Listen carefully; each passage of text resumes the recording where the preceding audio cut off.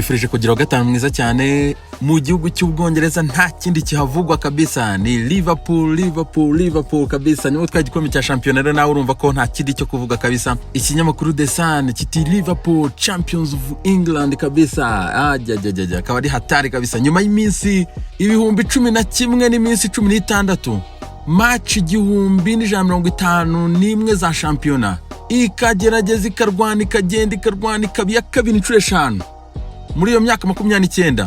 Sezo 29 ikagerageza igahuriza mu makipe 10 ya mbere, abatoza 9 irahindura, covid byivangamo. Nyuma y'amezi 3 final kabisa Liverpool ikaba twaye igikombe cya shampiyona. Hanyuma ikinyamakuru The Sun kikaba kivuga ati imyaka 30 y'agahinda kabisa, ati ntibigeze bacika intege, ati barutaga kuzagitwarira, inzozi nizigeze kabisa zicika hari intege ngo ibintu birangire.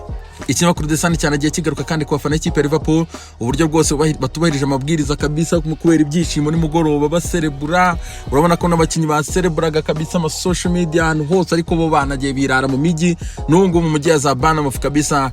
Abafana bari Liverpool cyarwana na polisi ntago byoroshye. Demeri kabisa ati champions of England imyaka 30 irarangiye, ati nyuma yuko Chelsea itsinze ikipe ya Manchester City, akarero byahise bihesha igikombe cya shampiyona ikipe ya Liverpool ibere mu rugo. Daily Express ati gutegereza igihe kirekire birarangiye, ati Liverpool yagitwaye.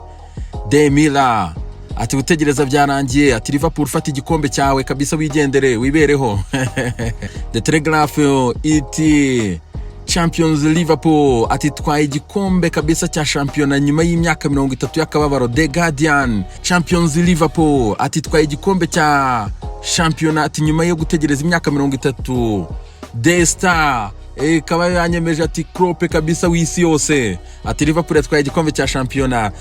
Football Echo ati gutegereza ati dore icyo bibyaye mu byukuri, ati kwihangana ugategereza rwose dore ikintu bishobora kubyara. Liverpool Echo yo no yabuze n'icyo yandikira kubita igipaje cyose ati champions. Shyira muri amafoto arabura inyuguti.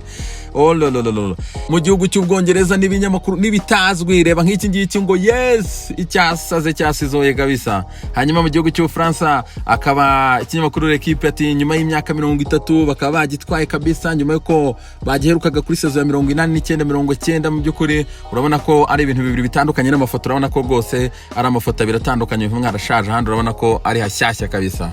Reka tuvanga twekeza mu gihugu cy'Ubutaliyani. La Gazzetta dello Sport ikayituga ko Asa yamaze kuba rwose umudamu, yamaze kuba lady nkuko bakunda kubita abakinyi b'ikipe ya Juventus. Hanyuma akaba Miralem Pjanic agomba kwekeza mu kipe ya Barcelona, hanyuma Juve ikongeraho miliyoni 10. Ariko kandi ikinyamakuru gikomeza kitwereka ko ikipe ya Juventus, Maurizio Sarri yamaze gutangaza mu kiganiro n'abanyamakuru ko rwose bifuza ko hajyamo amanota 7 ku ikipe ya Lazio. Ariko kandi Cristiano Ronaldo adashaka kutagaragara kuri iyi match ya Lecce yo kuri uyu mugoroba. Tuttosport kandi nayo iragaruka kuri Miralem Pjanic igomba kwekeza mu ikipe ya Barcelona, mu gihe Asa agomba kujya mu ikipe ya Juve. Akavuga ati deal done kabisa. Ikinyamakuru kikomeza kinatubwira ko Asa agomba kuza muri Juve agasinya imyaka 5 na kontara ya miliyoni 5 z'amayero ku mwaka, hanyuma bakongeraho bonuses kabisa. Akaba rero ngo aritegerejwe cyane ku kibuga cy'indege cyahariya kabisa i Torino, mu gihe kandi ikipe ya Juventus y'abadamu yamaze gutwara igikombe cya shampiyona ku kinyamakuru Tuttosport kigarukaho. Akaba rero ni nyuma yo kurukiko ku munsi w'ejo rwemeje ko shampiyona y'abadamu irangira mu gihugu cy'Ubutaliyani. Juve ikaba yamaze gutwara igikombe cya shampiyona. Nako kandi Mundo Deportivo mu gihugu cya Espagne ivuga ati troque imminent. Akaba rero ari Miralem Pjanic ugomba kuba yakiza muri Barcelona, mu gihe Asa agomba kujya mu ikipe ya Juventus.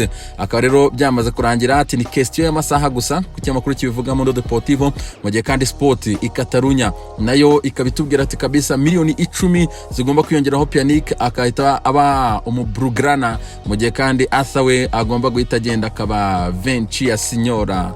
Ikinyamakuru Sport kandi kikatanya gikomeza tubwira ko ikipe ya Espanyol mu byukuri ibintu bitameze neza cyane, ikipe ikaba iri gugenda itera urutambwe rwose imanuka mu cyiciro cya kabiri. Ikinyamakuru Marca mu gihugu cya Espagne kandi kiragaruka kuri Asensio, Bruno ndetse na Cazorla kivuga ati iri ni ishema rya Villarreal, ni ishema ry'umupira wa Espagne. Akaba rero kigaruka mu byukuri ku rugendo rutoroshye cyane rw'umusaraba rw'aba bagabo n'imvune zabo mu byukuri zitabagendekeye neza muri kariyeri zabo. Bruno uyu nguyu akaba yarakorewe operation kabisa ebyiri mu gihe cy'imyaka 3 n'amezi 4 ari hanze mu byukuri. Santiago Cazorla yakubise imyaka 2 n'igice ari hanze akorerwa operation 8, Asensio akaba yarakoreye operasiyo enye mu gihe cy'imyaka 2 n'amezi 10. Akavuga ati uru n'urugero rw'abasportifu, n'urugero rw'abantu ba persista kabisa, n'urugero rw'abantu bakora improvement mu buzima. Akaba rero iki kinyamakuru cyagiye kibigaruka kabisa, kibahereza ishema ryabo ndetse n'icyubahiro kabisa. Abagabo nta kubatagize mu buzima, kurwana n'imvune ukaba baragarutse mu kibuga bakari gukinira ikipe ya Villarreal aka kanya. Tuva ngaho tureba ko makuru atandukanye kugenda avugwa. Akaba TF1 yamaze gutangaza ko Matteo Guendouzi, umusore w'imyaka 21 mu Faransa, harimo amakuru yuko Arteta yifuza gutandukana nawe muri iyi Mercato igiye kuza. Hanyuma ikipe ya Atletico Madrid ndetse na Barcelona zikaba ziri interesse cyane kuri uyu musore Matteo Guendouzi. Ni inkuru narebye ariko nanjye ndashishwa ndavuga ibintu ni ibiki, ariko ibyo mu Bufaransa bere byo mu Bufaransa ntiwamenya aho bakuru baba yakuruye. Ikinyamakuru Sport Bild cyo kiragaruka kuri Thiago Alcantara wamaze gusezera abakinyi bagenzi be kabisa mu ikipe ya Bayern Munich. Uyu mw'Espanyol rero akanarangiza amasezerano y'ikipe ya Bayern Munich kujya mu mwaka 2021, ariko akaba ashaka kuyivamo. Direction ye kabisa mu ikinyamakuru Sport Bild kibitangaza, akaba rero ari kwerekeza mu ikipe ya Manchester City cyangwa se ikipe ya Liverpool. Akaba rero amakipe abiri ari kuri Thiago Alcantara. Reka turebe rero Alcantara azerekeza, ariko probably shobora kuba ari ikipe ya Manchester City kubera Pep Guardiola. Ntiwamenye benshi bakunda kumwita isakoshi. Mukwezi kugira wa gatanu mwiza cyane, weekend nziza, Imana barinde, dukomeze kwirinda iyi coronavirus.